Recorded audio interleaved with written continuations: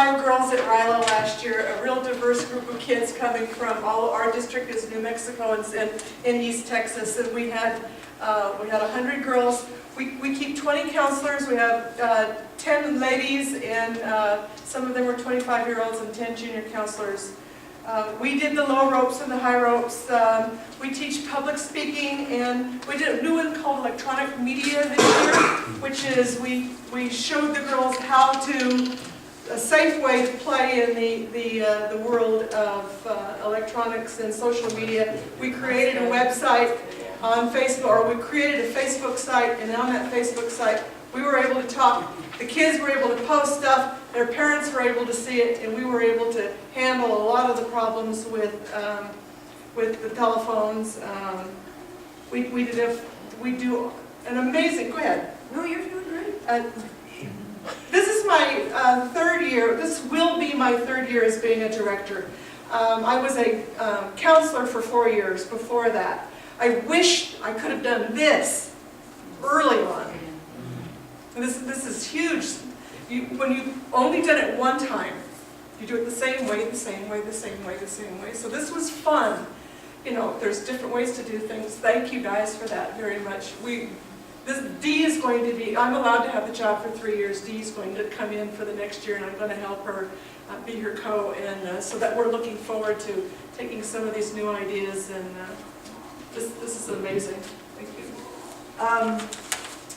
I got into RILA, I don't know how, but I was a Rotarian in Tucson, and I was a high school administrator, so I ran high school leadership retreats for 17 years, 3-day high school leadership retreats, and those are continuing at my high school, the 30-year legacy retreat, which has transformed the culture of this low-income high school.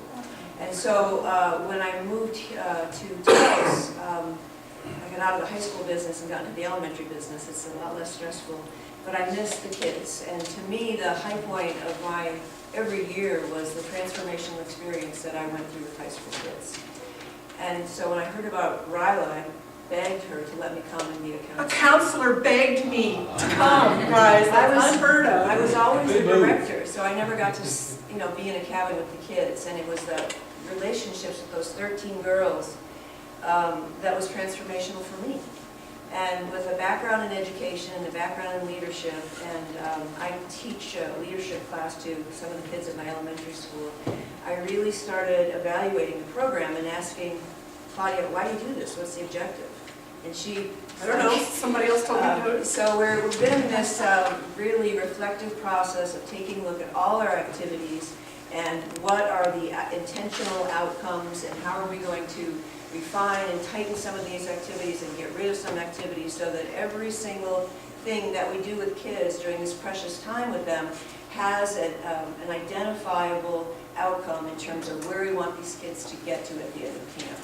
And one of the pieces that I thought was missing was that transition piece. You're leaving camp, you're going back to the real world. What commitments are you going to make to take back to your community and make a difference in your community? And that's one of the things I'm particularly interested in hearing from you experienced RILA folks is what activities or processes or procedures do you have in place to move these kids from being learners to being applying to what they have learned in their schools or their personal lives and their communities. And I know for the kids in my cabin, they went back transformed in their feelings about their family because they had a chance to talk about some of the hard things that had happened to them and their family. And so I'm so appreciative of this opportunity to hear from so many experts in the field. So thank you. You had said something about forming commitments, how you take it back, and they're going to, when they're at RILA, they're so excited and they're thinking, oh, I'm going to make this change my life, I'm going to do that change my life. So on the last day, something that I didn't tell you guys that, I do that letter to myself thing. And the kids write the letter and they address the envelope and everything, and I never even look at them. I seal them and I mail them off 6 months later to the kids. And I get phone calls from them, oh wow, can I come back to RILA? Because it sort of wakes them up again, and some of them are already in college. So if you're not doing that, I offer that as one way to instill that commitment and excitement that they had at RILA that they can do when they get home. Wonderful.